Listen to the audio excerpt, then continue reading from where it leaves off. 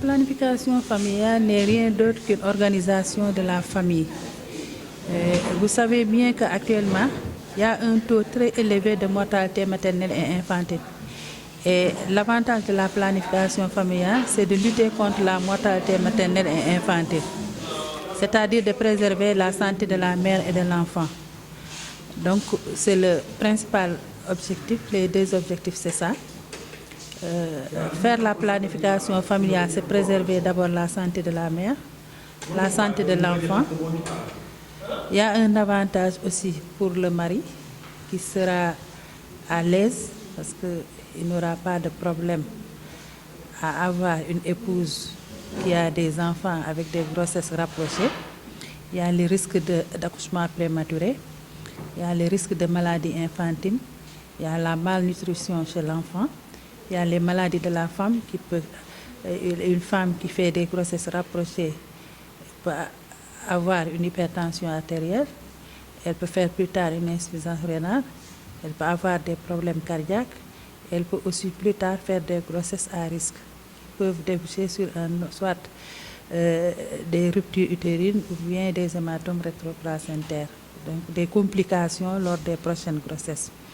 Donc la planification a un avantage. L'équilibre de la famille. On ne dira pas qu'il faut avoir 5 ou 10 ou 2 enfants, mais il faut faire preuve de sagesse et d'équilibre, comme Jésus-Christ nous le demande. Jésus-Christ a bien choisi un bon nombre de disciples, il n'a pas choisi tout le monde, donc il a choisi 12. Pourquoi il n'a pas choisi 100? C'est pour pouvoir être dynamique et être contenu dans le travail qui est donné là pour nous tous. La tradition du prophète. C'est sur cette base-là que nous nous appuyons pour avancer l'argumentation que nous avançons, que l'islam permet l'espacement de naissance. La chose principale, c'est que l'islam, de toute manière, est là pour veiller au bien-être de l'être humain en général. L'islam n'est pas contre l'espacement de naissance. L'islam est contre la limitation de naissance, qui est autre chose. Donc ce que nous défendons, c'est que quand des vies humaines sont en jeu, donc le religieux doit intervenir. Mais le religieux ne peut intervenir que sur la base des enseignements religieux. Donc tout ce qui est accepté par l'islam peut être défendu. Et dans ce cas précis, l'espacement de naissance est bien accepté par l'islam. Les mesures qu'ils ont prises, c'est qu'il faut d'abord conseiller à la femme, dès la consultation prénatale, à faire l'espacement de naissance une fois qu'elle accouche. Qu'elle vienne, qu'elle revienne.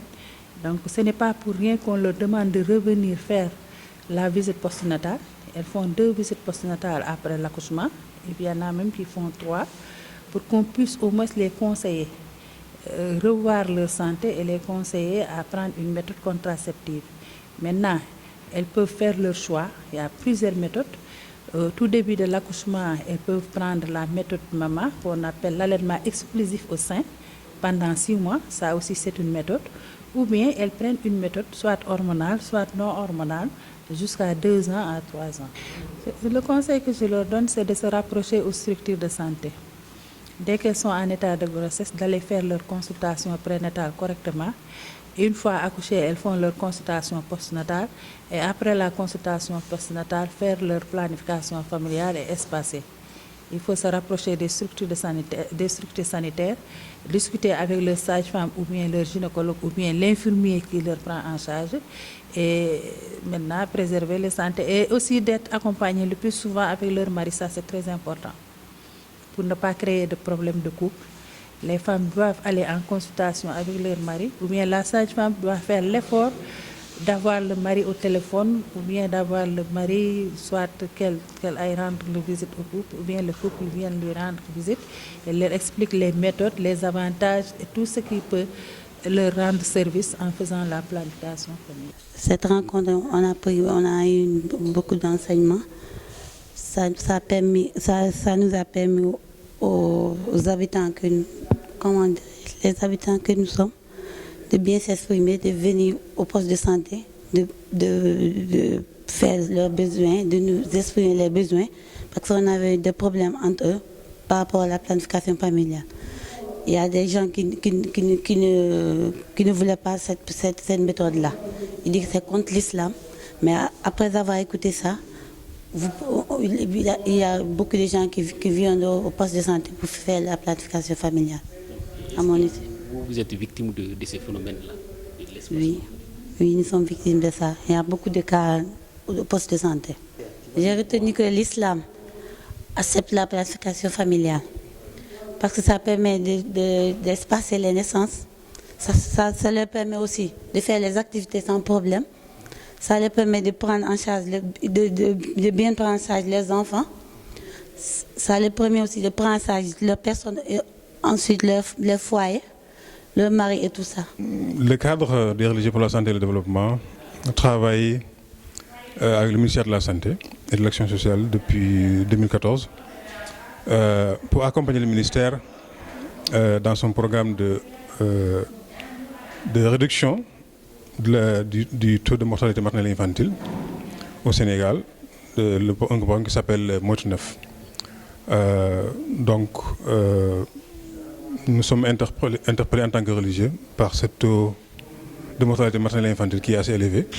Et comme c'est des pertes de vie humaines, ceci ne peut que interpeller les religieux que nous sommes pour essayer de lutter avec le ministère pour mettre fin à ce fléau. Nous essayons de mobiliser tous les religieux à travers toutes les régions du Sénégal, dans la diversité des structures religieuses qui existent au Sénégal, les familles religieuses.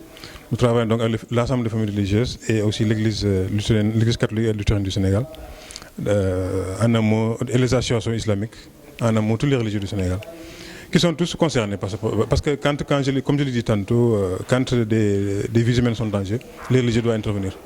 Donc nous mobilisons tout ce monde-là à travers des ateliers comme celui-ci, des causeries dirigées aux femmes dans les différentes daïras. Nous formons des relais religieux qui peuvent aussi continuer le plaidoyer au niveau communautaire. Et comme je l'ai dit, c'est un travail que nous faisons en accompagnant le ministère de la Santé, qui est l'organe de tutelle, l'institution officielle qui travaille sur ça.